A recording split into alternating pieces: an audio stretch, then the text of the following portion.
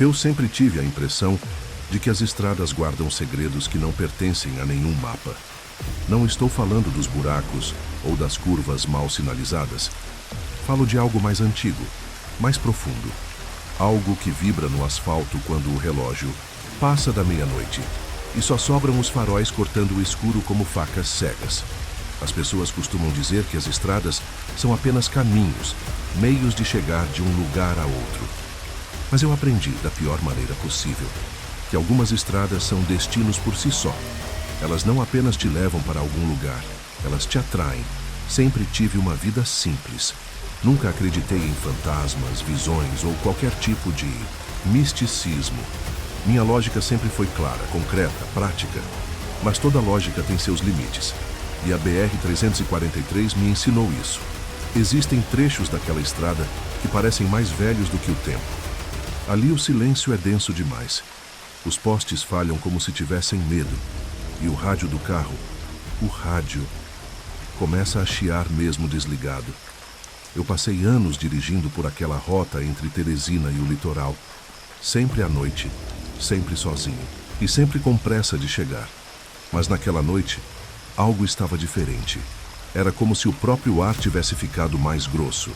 O motor do carro parecia lutar contra algo invisível. O relógio marcava 23h47. Quando meus faróis iluminaram, uma figura ao longe, alguém, dançava no meio da pista, sozinha, lenta, com os braços abertos como se acolhesse a escuridão. Na hora, pensei em parar, talvez ajudar. Talvez fosse alguém bêbado, perdido, alguém que precisava de socorro. Mas algo me prendeu. Não foi o medo. Foi algo pior. Uma certeza instintiva de que parar ali seria cruzar um limite que nunca deveria ser tocado. Eu segurei o volante com força, reduzi a velocidade e observei.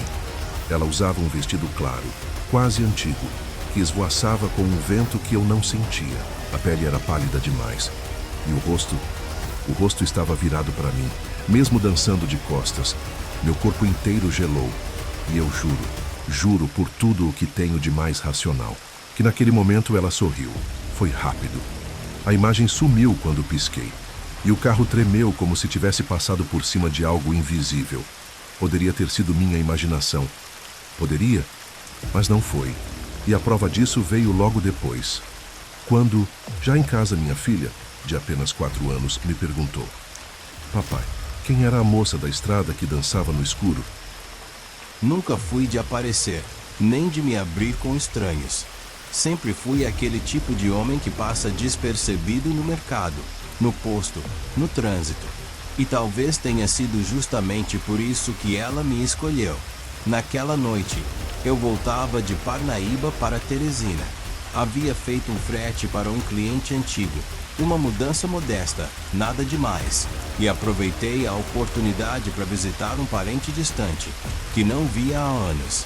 A viagem não foi planejada, surgiu de última hora, e eu aceitei, talvez por hábito, talvez por tédio, talvez porque, no fundo, algo me empurrava para aquela estrada naquela exata noite. Meus horários nunca foram normais.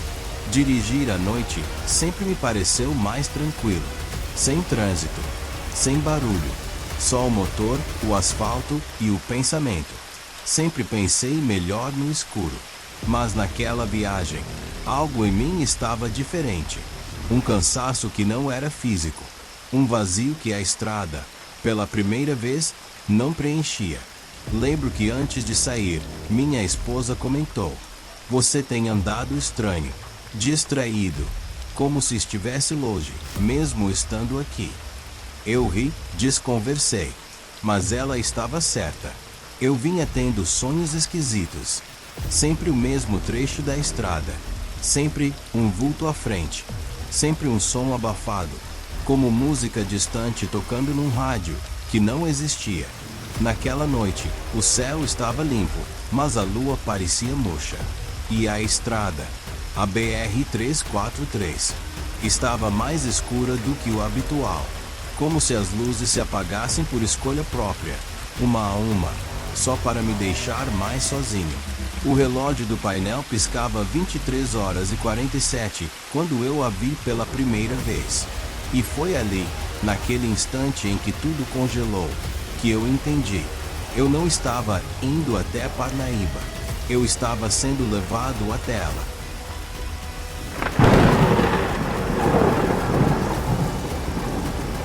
Era um trecho reto, seco, silencioso. O tipo de trecho onde a paisagem parece repetir. Poste, mato, placa enferrujada, vazio. Mas algo naquele instante me fez reduzir. Não por precaução, mas por instinto. E então eu a vi. Primeiro como um borrão pálido no limite dos faróis. Depois, conforme me aproximei, como uma figura completa. Uma mulher de vestido claro, dançando no meio da estrada. Não dançava como quem celebra, dançava como quem espera, lenta, ritmada, com os braços se movendo em círculos pequenos, como se cada gesto tivesse sido ensaiado 1000 vezes. Os pés descalços riscavam o asfalto com suavidade. O vestido fluía com o vento, ou talvez sem ele. O mais estranho é que ela não parecia perdida, nem assustada, nem real. Eu reduzi quase até parar. Meu primeiro impulso foi abrir o vidro, perguntar se precisava de ajuda, oferecer carona. Mas havia algo no ar. Um tipo de eletricidade estática que fez os pelos do meu braço se levantarem. A figura virou de costas, mas o rosto dela ainda me encarava. Era impossível, mas era isso que acontecia. O corpo girava lentamente, mas os olhos fixos em mim pareciam ignorar qualquer lógica, como se existissem fora do tempo. A luz dos faróis começou a falhar. O rádio desligado ligou sozinho, mas não tocava música. Só um chiado agudo, cortado por um sussurro que eu não entendi, como se alguém dissesse meu nome dentro de um túnel. Eu queria acelerar, queria sair dali, mas minhas mãos não obedeciam. Fiquei parado com o carro no ponto morto, observando aquela dança solitária no meio da rodovia. Me senti intruso, como se estivesse presenciando um ritual que não era para mim. Como se ela não dançasse por solidão, mas por compromisso. E então ela parou, do nada. A cabeça virou devagar, o pescoço se inclinou de lado. E mesmo de longe, mesmo através do para-brisa embaçado, eu vi. Ela sorriu. Foi um sorriso pequeno, contido, frio, como se dissesse: agora você me viu, agora eu existo. Pisquei e ela desapareceu, literalmente, sem correr, sem sair de cena. Apenas deixou de estar. O farol voltou ao normal, o chiado do rádio cessou. E o carro, sem que eu mexesse em nada, voltou a funcionar como se nada tivesse acontecido. Mas dentro de mim, tudo havia mudado. O trajeto que antes eu conhecia de cor agora parecia um lugar novo. E a estrada à minha frente parecia ter ficado mais longa, mais escura, mais viva. Na manhã seguinte, tentei esquecer. Atribuí ao cansaço, à tensão, à madrugada. Mas, quando cheguei em casa e ouvi minha filha de 4 anos cantarolando uma música que eu nunca tinha ensinado. Uma melodia suave, repetitiva, exatamente a mesma cadência dos movimentos da mulher. Eu soube. Aquilo me seguiu. Nos dias que seguiram, tentei levar a vida normalmente. Acordava cedo, levava minha filha para a escola, respondia e-mails, resolvia coisas do trabalho. Mas havia algo fora do lugar. Uma presença não dita. Como se o mundo estivesse ligeiramente desalinhado. Começou com detalhes, objetos que pareciam não estar onde eu lembrava. Portas que deixei fechadas e apareciam entreabertas. O rádio do carro, que ligava sozinho na mesma frequência estática, sempre por volta das 23 horas. E a música, aquela melodia que minha filha cantarolava. Ela não parava, sempre no fim da tarde, sempre com o mesmo olhar vago, como se ela lembrasse de algo que nunca viveu. Uma noite, acordei por volta das 2h da manhã. Tinha certeza de que alguém me observava do corredor. Mas quando acendi a luz não havia nada, exceto o som. Um leve arrastar de pés descalços pelo piso. Pensei em tudo: cansaço, estresse, autossugestão. Mas quando você sente isso dentro de casa, no lugar onde deveria haver paz, a mente começa a se quebrar aos poucos. Comecei a dormir mal, a ter lapsos de memória, sonhos recorrentes com a mulher da estrada. Mas agora ela não dançava. Ela apenas esperava, no escuro. Com o rosto imóvel e os olhos fixos em mim, lembro de estar lavando louça numa tarde qualquer com a TV, ligada ao fundo, quando minha filha entrou na cozinha e perguntou com a inocência típica de quem ainda não entende o peso das palavras: "Pai, por que você não deixou ela entrar?" Meus dedos pararam na água. "Quem, filha?" Ela respondeu com naturalidade desconcertante: "A moça da estrada. Ela só queria dançar para você." Eu não respondi. Não porque não quisesse, mas porque não conseguia. Minha garganta travou, meu estômago afundou. E naquele instante tive a certeza, eu não tinha deixado nada para trás. Ela veio comigo. Depois daquela semana, tomei uma decisão estúpida. Voltei à estrada. Parte de mim queria confrontar o que havia visto. Parte queria acreditar que tudo não passava de um tropeço mental. Mas havia uma outra parte, uma que eu mal admitia existir, que queria vê-la de novo. Era como um ímã. Uma voz silenciosa que não me chamava com palavras, mas com presença. E naquele sábado à noite, sob a desculpa de resolver um problema de trabalho no litoral, eu me coloquei de novo na BR-343 e o relógio marcava 23h32 quando entrei no trecho onde ela havia aparecido da primeira vez. Desta vez, o céu estava limpo, a lua inteira. E ainda assim o mundo parecia mais escuro.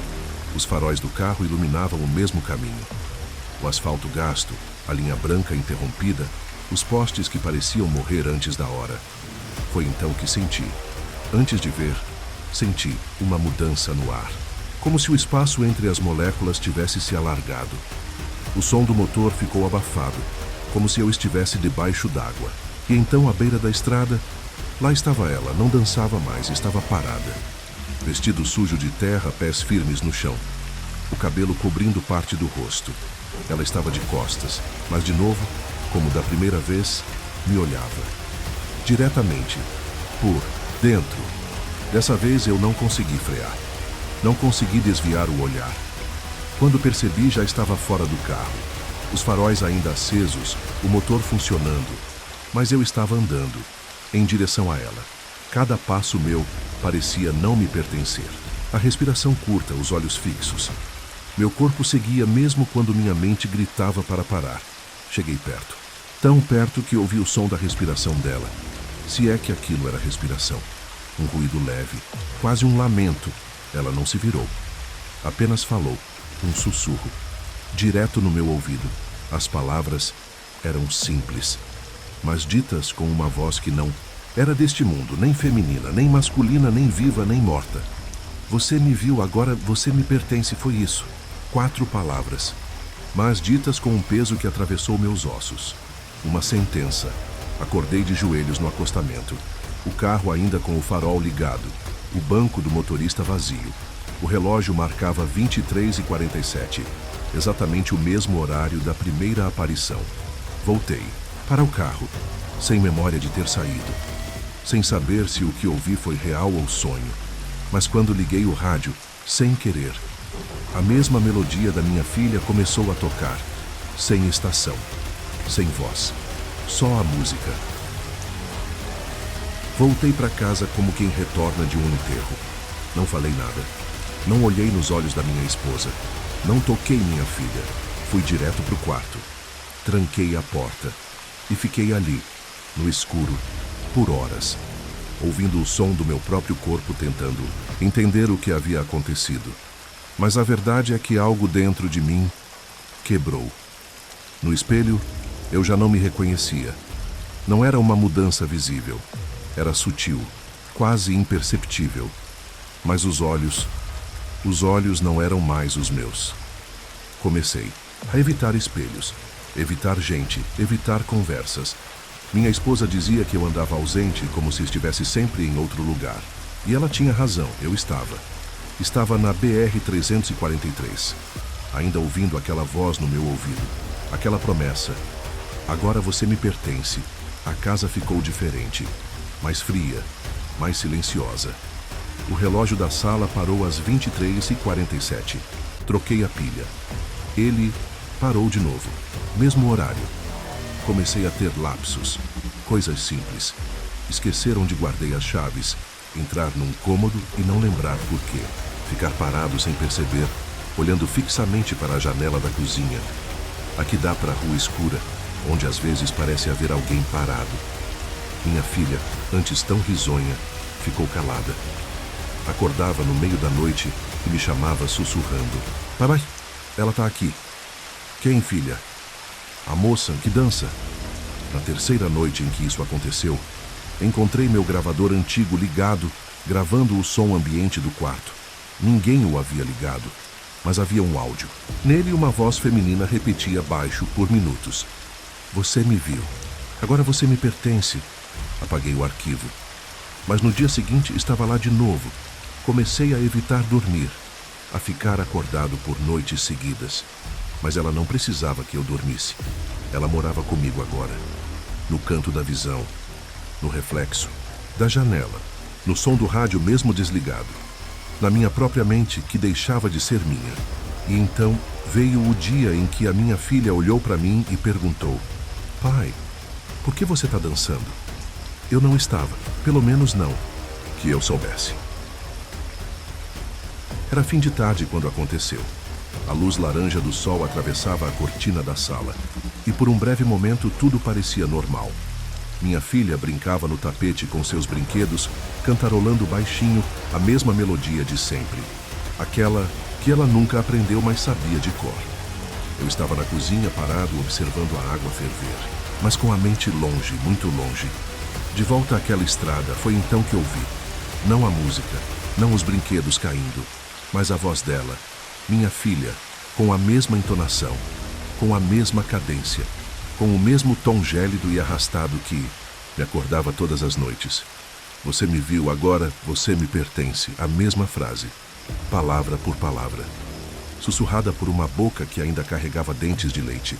Meu corpo congelou. A água fervia no fogão, mas o som parecia distante, como se o mundo ao meu redor tivesse mergulhado em outro plano.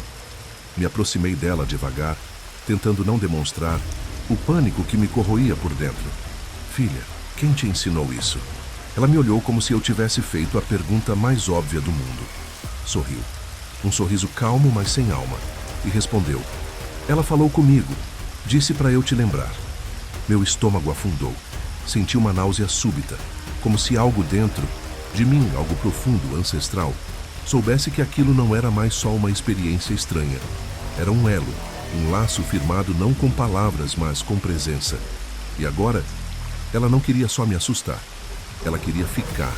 Naquela noite, minha filha dormiu cedo, mas eu não consegui pregar os olhos. Fiquei sentado no sofá no escuro, ouvindo a casa respirar. E por volta das 3 da manhã, quando o silêncio era quase absoluto, ouvi passos, passos pequenos, leves, mas não vinham do quarto da minha filha. Vinham do corredor. Levantei devagar, coração disparado, e vi na porta do quarto dela. Minha filha estava parada, de olhos fechados, cantarolando, girando lentamente, dançando, sozinha, na mesma cadência que eu tinha visto na estrada, como se o corpo dela já não pertencesse apenas a ela, como se estivesse ensaiando algo para alguém. Tentei acordá-la, chamei pelo nome, toquei seu ombro com cuidado, e ela parou. Abriu os olhos e disse: Pai, ela disse que hoje é você quem dança. A partir daquela noite, dormir deixou de ser descanso. Virou tortura. Sempre que fechava os olhos, ela estava lá, na beira da estrada, no canto do quarto, no espelho do corredor. Às vezes sorrindo, às vezes dançando, mas na maioria das vezes, esperando. Não era um pesadelo comum. Não havia monstros, gritos, nem sustos bruscos. O verdadeiro terror vinha do silêncio, do tempo que se esticava dentro do sonho, como se eu ficasse horas preso num único instante, parado, observando ela se mover lentamente, em círculos, e sempre no fim ela sussurrava algo no meu ouvido. Mas quando eu acordava, nunca lembrava o que era, só a sensação. Aquela maldita sensação de que eu havia concordado com alguma coisa. Comecei a evitar dormir.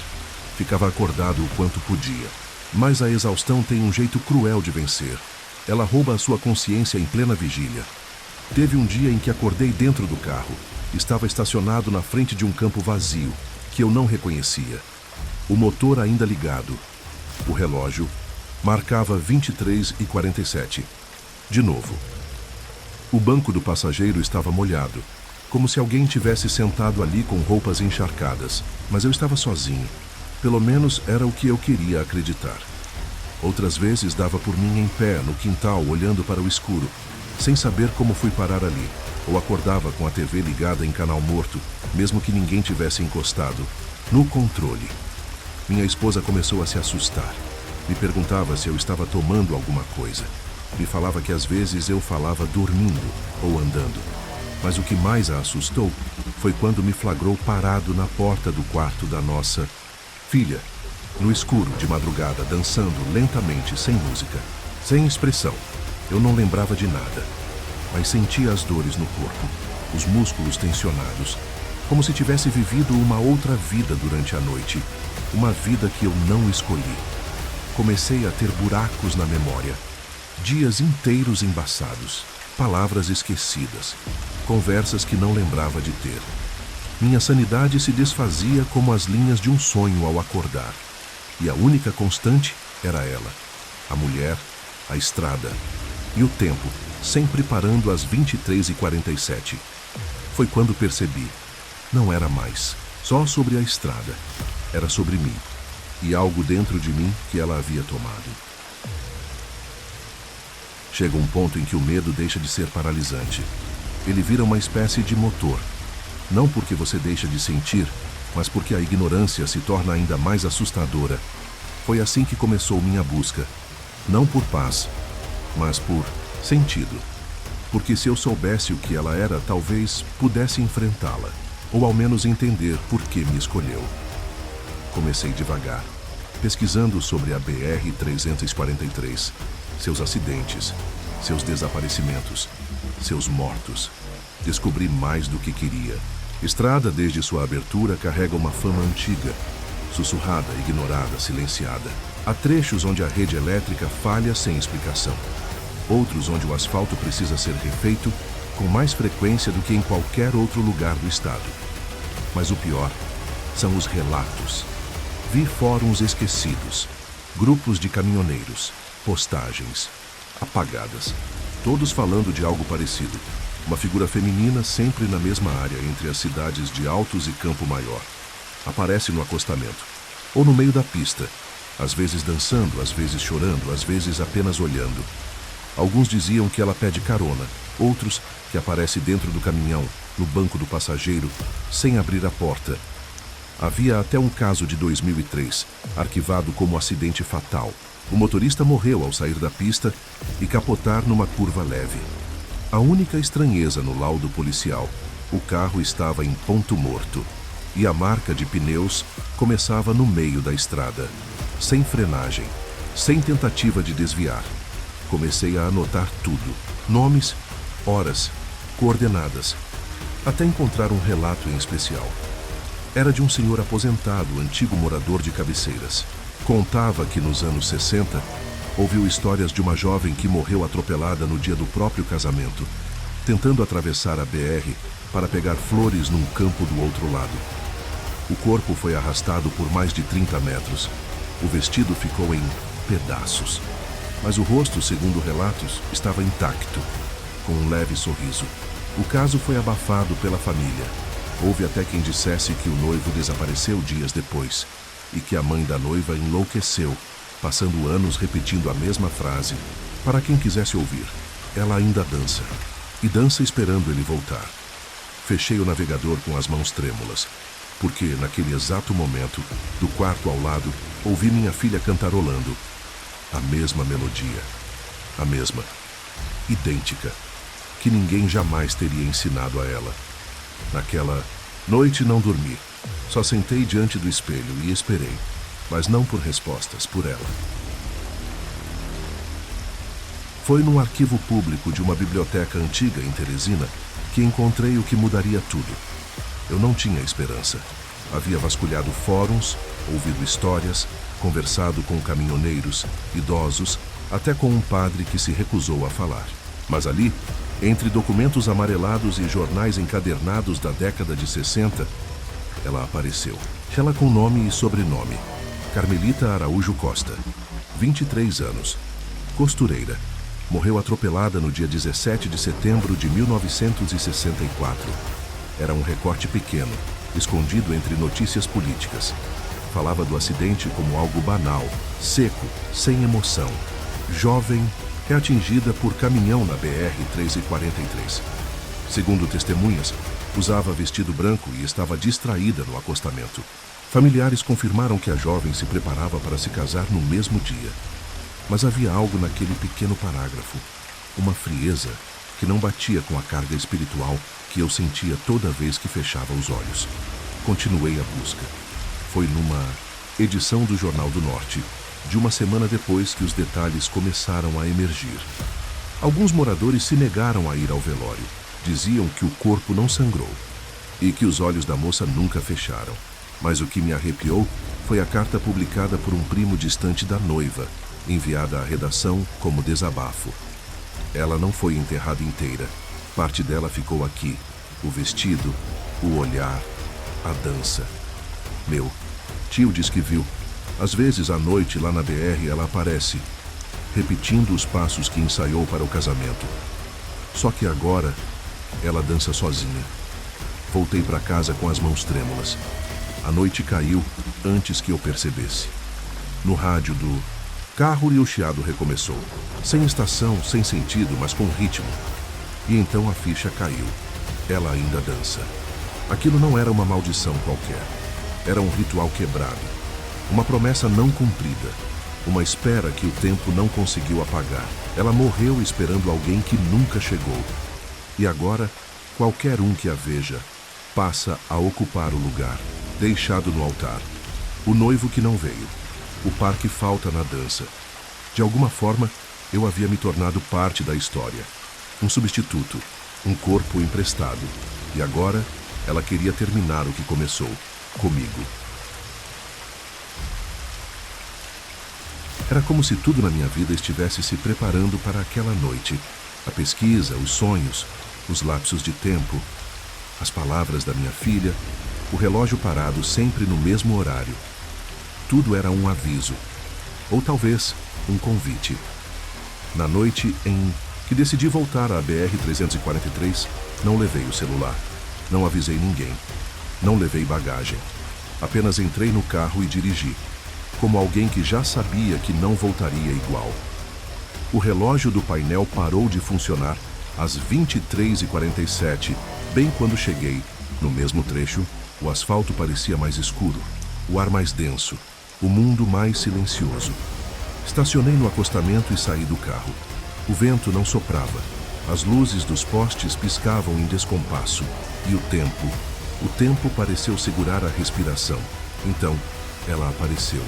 Exatamente onde da primeira vez. Vestido branco, sujo de tempo, pés descalços, braços abertos, olhar fixo. Ela não dançava mais. Esperava. E eu fui.